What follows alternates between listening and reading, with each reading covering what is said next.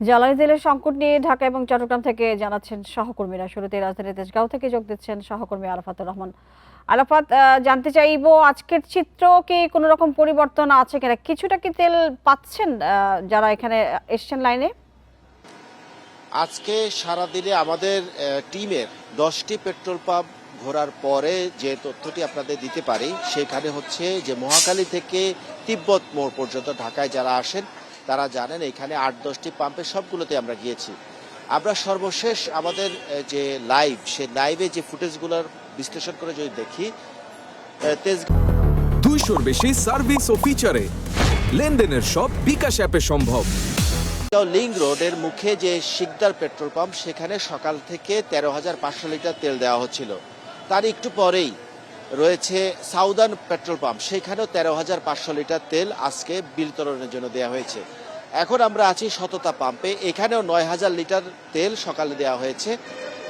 এই তিনটি পাম্পে প্রায় 36,000 লিটার তেল এই তেজগাঁও একটি রাস্তায় দেওয়া হচ্ছে। এবং আমরা আরেক জায়গায় খবর পেয়েছি যে রহিম আফরোজের একটি পেট্রোল পাম্প রয়েছে তেজগাঁওয়ের ভিতরে, ওইখানেও 13,000 লিটার তেল দেওয়া হচ্ছে।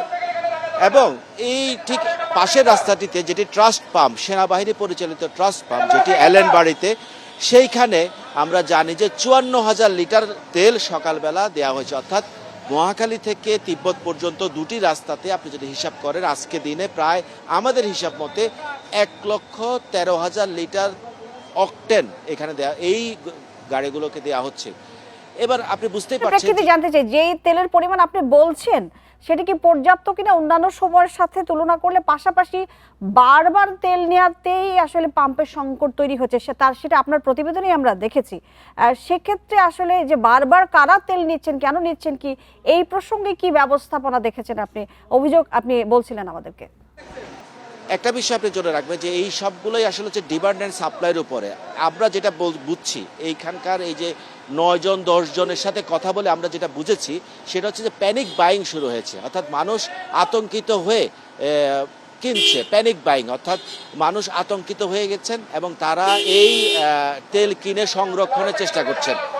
আরেকটি বিষয় হচ্ছে যে মোটরসাইকেলে যদি 500 করে 500 টাকার তেল যদি দেওয়া হয় তাহলে সেই 1,10,000 লিটার তেল এই ঢাকার শুধু তেজগাঁও এলাকায় কেন এত বড় লাইন থাকবে, এইটি আসলে এটা বোঝা যায় না। এবং যে পাম্পটি খুলছেন অর্থাৎ এই পাম্পটিতে তেল আসছে হচ্ছে 1টা 10 মিনিটের পরে। এখন যদি আপনি এখানে যান 9,000 লিটার তেল এখানে দেওয়া হয়েছে। এখন যদি এখানে যান এখানে কমপক্ষে 2,000 মোটরসাইকেলের লাইন হয়ে গেছে এবং আপনি প্রাইভেট কারের লাইন হয়ে গেছে 200-250। এই লাইনটি গিয়ে তেজগাঁওতে সেই যে রেজিস্ট্রেশন কমপ্লেক্স পর্যন্ত এই লাইনটি চলে গেছে এবং এই যে মোটরসাইকেলের লাইনটি সেই লাইনটি চলে গেছে হচ্ছে কুনিপাড়া পর্যন্ত। তো এই যে বিষয়টা, এই বিষয়টা আসলে কিভাবে হচ্ছে এটা নিশ্চয়ই প্যানিক বাইং নিয়ে কি ব্যবস্থাপনা নিশ্চয়ই সেটি সরকারের দেখা উচিত। আপনি সঙ্গে থাকবেন। আমরা এবারে চলে যাচ্ছি, আমাদের সহকর্মী আহসান লিটন আছেন চট্টগ্রামে জানবো জ্বালানি সংকটের পরিস্থিতি। আহসান লিটন, জানাবেন আমরা রাজধানীর যে পরিস্থিতি দেখছি, একেবারে সহকর্মী বলছিলেন প্যানিক বাইং এর কারণে আসলে এই পরিস্থিতি দাঁড়িয়েছে। আপনার সেখানে কি অবস্থা দেখছেন? এটা কি কৃত্রিম সংকট বা প্যানিক বাইং এর বাইরে, অবৈধ তেল বিক্রির বাইরে আসলে কি রয়েছে আপনার কাছে তথ্য?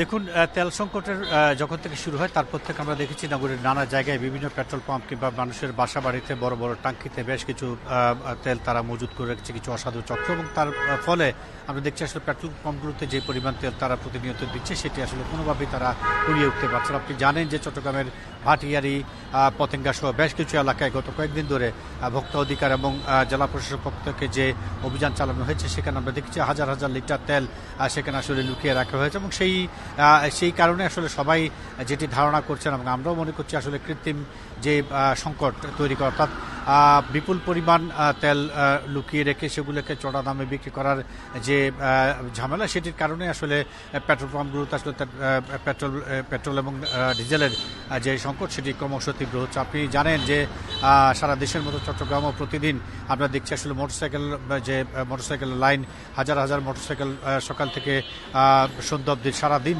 দাঁড়িয়ে থেকেও তারা তাদের যে কাঙ্ক্ষিত তেল সেটি পাচ্ছে না। ঠিক একইভাবে অন্যান্য পরিবহনের কথা যদি বলি, সেগুলো আসলে ঘন্টার পর ঘন্টা লাইন দিয়ে বসে আছে। আমরা দেখেছি কাঙ্ক্ষিত তেলের জন্য ক্ষেত্র বিশেষে এক যানবাহনের চালকের সাথে অন্য চালকের মারামারি পর্যন্ত হয়েছে, সেটি সারা দেশে ঢাকায় যেমন ঘটেছে ঠিক চট্টগ্রামেও সেরকম ঘটনা আসলে তার কোনো ব্যত্যয় ঘটেনি। এবং তারপরও আমরা দেখছি আসলে যে সংকট সেটি রয়েছে। আপনি জানেন যে ইতিমধ্যে চট্টগ্রাম বন্দরে বেশ কয়েকটি জাহাজ জ্বালানি তেল নিয়ে ভিড়েছে এবং সেখান থেকে জ্বালানি তেলগুলো যে প্রক্রিয়া রয়েছে সেই প্রক্রিয়ার মাধ্যমে খালাস করা হচ্ছে। খালাস করার পর সেগুলো যখন বিভিন্ন পেট্রোল পাম্পগুলোতে যাবে তারপর আসলে দেখতে হবে যে আসলে এই গত কয়েকদিন ধরে আসলে তেল আসছে, কিন্তু আসলে এই প্যানিক বাইং বা যে সার্বিক যে পরিস্থিতি দাঁড়িয়েছে সেটি এখন তত্ত্বাবধানে আছে মূল সংকট। ধন্যবাদ আপনাকে আমাদের সাথে যুক্ত হওয়ার জন্য।